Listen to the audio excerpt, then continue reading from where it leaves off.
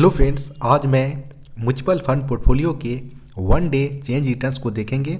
साथ ही साथ market allocation, जिसमें large cap, mid cap and small cap के अंतर्गत कितने कितने परसेंट में अमाउंट को डिस्ट्रीब्यूट किए गए हैं। इसके अलावा फॉरेन फंड्स के अंतर्गत जो इन्वेस्टमेंट अमाउंट है वो कितने अमाउंट्स में किए गए हैं, और अलग अलग फंड्स के अंतर्गत गोल्ड एवं सिल्वर ETFs के अंतर्गत कितने अमाउंट एक्सपोजर लिए गए हैं, और इसके अलावा रियल एस्टेट्स में भी कितने % एक्सपोजर लिए गए हैं। ये सारे कुछ इस वीडियो के अंतर्गत यहाँ पर हम कवर करेंगे। वीडियो को लास्ट तक देखें। वीडियो अगर आपको पसंद आता है तो वीडियो को लाइक एवं चैनल को सब्सक्राइब करना ना भूलें। यहाँ पर बात करें अगर करेंट होल्डिंग्स का, तो करेंट के अंतर्गत टोटल होल्डिंग्स आप यहाँ पर देख सकते हैं, जिसमें जो एक्सपोजर लिए गए हैं 8 नंबर ऑफ म्यूचुअल फंड का एक्सपोजर यहाँ पर इस होल्डिंग के अंतर्गत लिए गए हैं।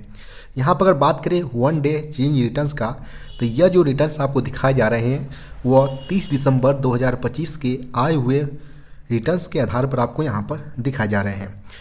यहाँ पर हम बात करें अगर टोटल रिटर्न्स का, तो ये आप देख सकते हैं। इन्वेस्टेड अमाउंट की अगर बात करें तो यहाँ पर आप देख सकते हैं। इसके अलावा अगर बात करें यहाँ पर XIRR का, तो XIRR जो होता है वो extended internal rate of returns को शो करता है। ये दो प्रकार के होते हैं।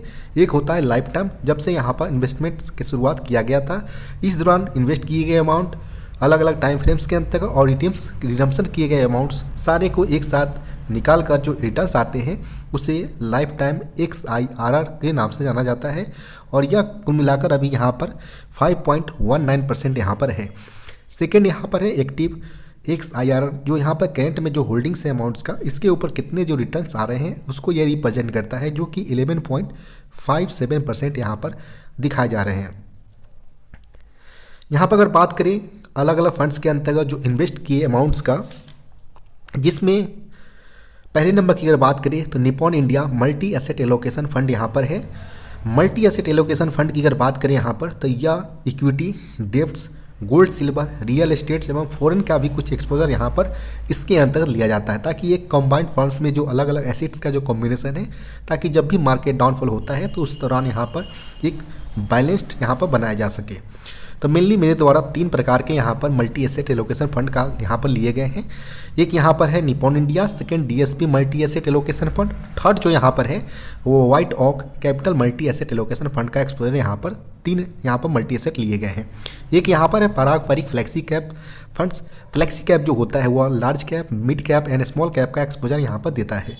अगर बात करें पारंपरिक फ्लेक्सी कैप का, तो इसमें equity, debts portion, hedges equity, इसके अलावा अगर बात करें तो रियल एस्टेट्स का भी कुछ पोर्शन है। कुछ यहाँ पर जो अमाउंट जो एक्सपोजर किए जाते हैं फ्लेक्सी कैप के अंतर्गत, वो यहाँ पर फॉरेन जो US स्टॉक्स है उसमें भी यहाँ पर अमाउंट को एक्सपोजर किए जाते हैं।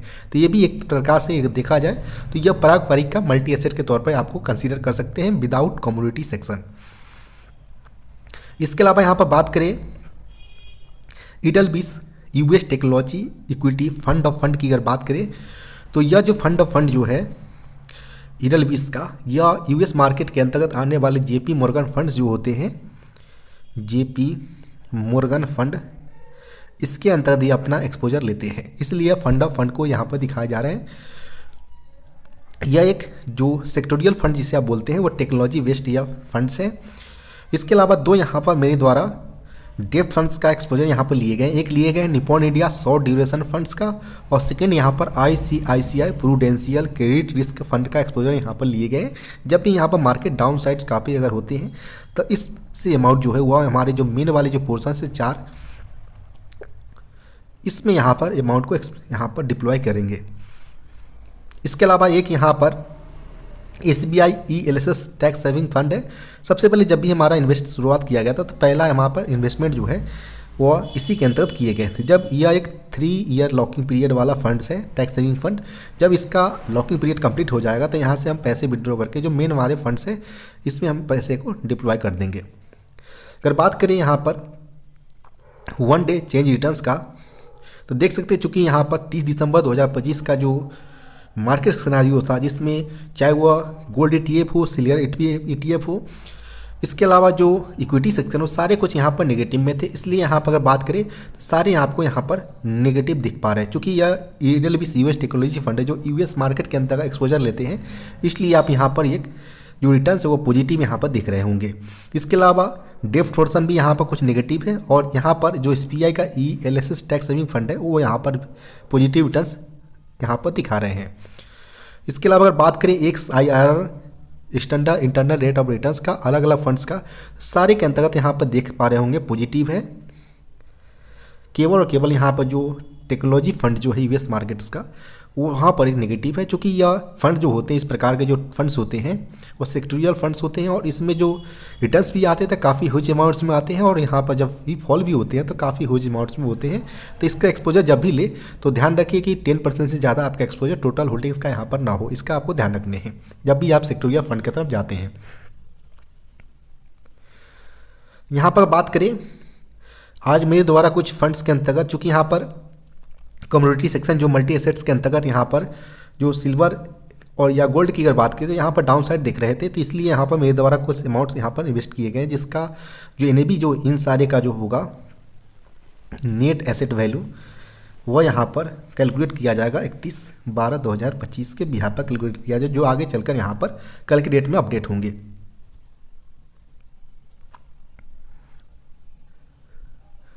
अगर बात करें यहाँ पर इक्विटी एसेट एलोकेशन का मार्केट कैप वाइज देखें अगर, तो लार्ज कैप के अंतर्गत चूँकि अभी जो मार्केट सिनारियो चल रहे हैं वो यहाँ पर निफ्टी 50 हो, जो टॉप भारत के जो 50 कंपनी है, जो टॉप मोस्ट कंपनी, वो यहाँ पर निफ्टी 50 को रिप्रेजेंट करता है। इसके अंतर्गत जो एक्सपोजर जो मेनली है लार्ज कैप का, वो यहाँ पर अलग अलग फंड्स के द्वारा 79.39% का एक्सपोजर यहाँ पर लिए गए हैं। इसके अलावा अगर बात करें मिड कैप के अंतर्गत 12.70% का एक्सपोजर है, और स्मॉल कैप के अंतर्गत यहाँ पर 7.92% का एक्सपोजर यहाँ पर लिए गए हैं। इसके अलावा सेक्टर वाइज अगर देखें एलोकेशन का, तो इक्विटी एसेट एलोकेशन का सेक्टर वाइज यहाँ पर फाइनेंशियल सेक्टर के अंतर्गत जो टोटल होल्डिंग्स लिए गए हैं वो 28.64% का होल्डिंग्स यहाँ पर लिए गए हैं। इसके अलावा अगर बात करें टेक्नोलॉजी का, तो 16.64% का यहाँ पर एक्सपोजर लिए गए हैं। कंज्यूमर डिस्क्रिशनरी की अगर बात करें तो 11.98% का, वहीं एनर्जी यूटिलिटीज़ की अगर बात करें तो 7.68% का एक्सपोजर यहाँ पर लिए गए हैं। मटेरियल्स की अगर बात करें तो यहाँ पर 6% का एक्सपोजर टोटल होल्डिंग्स का यहाँ पर इक्विटी एसेट के अंतर्गत यहाँ पर लिए गए हैं।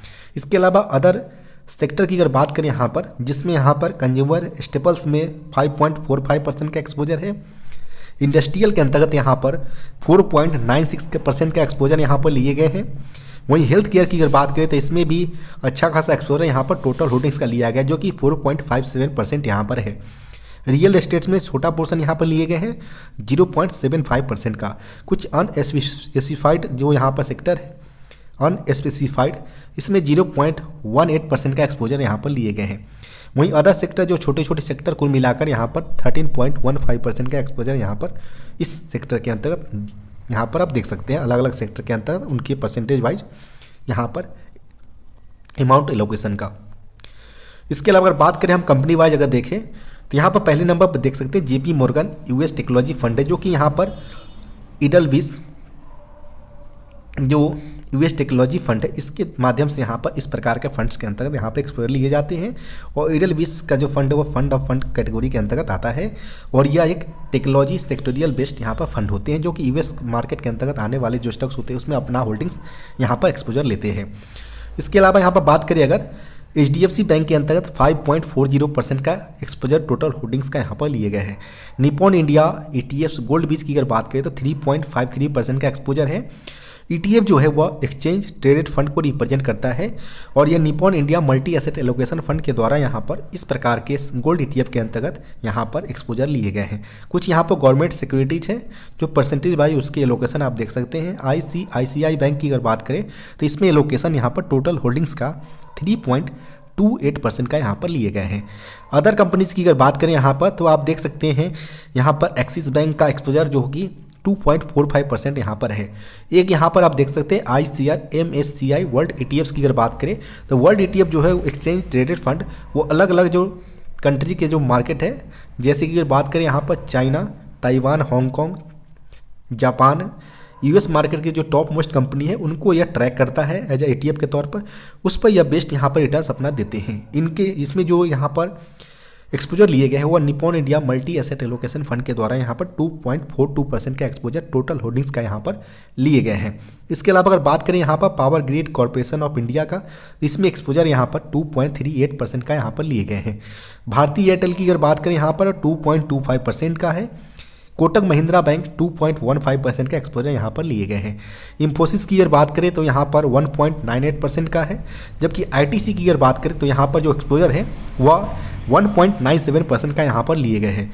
महिंद्रा एंड महिंद्रा की अगर बात करें तो एक्सपोजर टोटल होल्डिंग्स का 1.85% का यहाँ पर लिए गए। इसी प्रकार आप अलग अलग फंड्स जो यहाँ पर स्टॉक्स है उसमें जो अलग अलग फंड्स के द्वारा जो परसेंटेज बाय जो एलोकेशन लिए गए कुल मिलाकर वो यहाँ पर देख सकते हैं। यहाँ पर देख सकते हैं डीएसपी गोल्ड ईटीएफ्स का, जो कि DSP multi asset allocation fund के द्वारा यहाँ पर एक्सपोजर लिए गए हैं, जो कि 1.57% का यहाँ पर टोटल होल्डिंग्स का है। इसके अलावा यहाँ पर देख सकते हैं अल्फाबेट इंक क्लास ए, जो कि 1.56% का एक्सपोजर यहाँ पर लिए गए हैं फॉरेन स्टॉक्स जो यूएस बेस्ड स्टॉक है उसके अंतर्गत। इसके अलावा यहाँ पर माइक्रोसॉफ्ट कॉर्पोरेशन यूएस का ही बेस्ड स्टॉक्स है, इसमें एक्सपोजर जो है टोटल होल्डिंग्स का वो 1.15% का यहाँ पर लिए गए हैं। इसके अलावा यहाँ पर निप्पॉन इंडिया का सिल्वर एक्सचेंज ट्रेडेड फंड का यहाँ पर ईटीएफ देख सकते हैं, जो कि मल्टी एसेट एलोकेशन फंड के माध्यम से यहाँ पर एक्सपोजर जो है वह टोटल होल्डिंग्स का 1.05% यहाँ पर लिए गए हैं। इसी प्रकार आप अलग अलग स्टॉक्स का जिसमें Amazon.com और मेटा का यहाँ पर percentage by allocation total holdings का आप देख सकते हैं। इसके अलावा रिलायंस इंडस्ट्रीज हो, स्टेट बैंक ऑफ इंडिया हो, इसमें एक्सपोजर आप देख सकते हैं। एक यहाँ पर है DSP Nifty 50 equal weight ETFs growths, जो यहाँ पर निफ्टी 50 जो भारत के टॉप मोस्ट 50 कंपनी को यह रिप्रेजेंट करता है, इसी पर बेस्ड यह इक्वल वेट ईटीएफ है, एक्सचेंज ट्रेडेड फंड डीएसपी के द्वारा लाया गया है। और इस प्रकार के फंड्स जो यहाँ पर ईटीएफ्स है वह DSP multi asset allocation fund का जो यहाँ पर उनके द्वारा यहाँ पर इस प्रकार से एक्सपोजर जो है वो 0.6% का एक्सपोजर टोटल होल्डिंग्स का यहाँ पर लिए गए हैं। इसी प्रकार आप यहाँ पर एम्बेसी ऑफिस पार्क डिट के अंतर्गत जो एक्सपोजर है वह 0.71% का यहाँ पर लिए गए हैं। इसी प्रकार अगर बात करें अलग अलग स्टॉक्स का तो यहाँ पर उनके जो नाम्स कंपनी वाइज और उनके जो होल्डिंग्स है टोटल एक्सपोजर जो यहाँ पर लिए गए परसेंटेज बाय टोटल होल्डिंग्स का वो यहाँ पर देख सकते हैं। इसके अलावा अगर बात करें यहाँ पर डीएसपी सिल्वर ईटीएफ ग्रोथ का, तो इसमें यहाँ पर सिल्वर के ईटीएफ्स के अंतर्गत जो एक्सपोजर लिए गए वो 0.49% का यहाँ पर लिए गए हैं। इसी प्रकार आप अलग अलग स्टॉक्स का और उनके जो होल्डिंग्स है कंपनी वाइज टोटल होल्डिंग्स का वो यहाँ पर देख सकते हैं। यहाँ पर बात करें तो जो नीचे लास्ट में जो यहाँ पर अदर कंपनीज है वो काफ़ी छोटे छोटे कंपनी परसेंटेज वाइज यहाँ पर मिलाकर 30.61% का एक्सपोजर यहाँ पर टोटल होल्डिंग्स का यहाँ पर काफ़ी छोटे छोटे कंपनी के अंतर्गत यहाँ पर लिए गए हैं।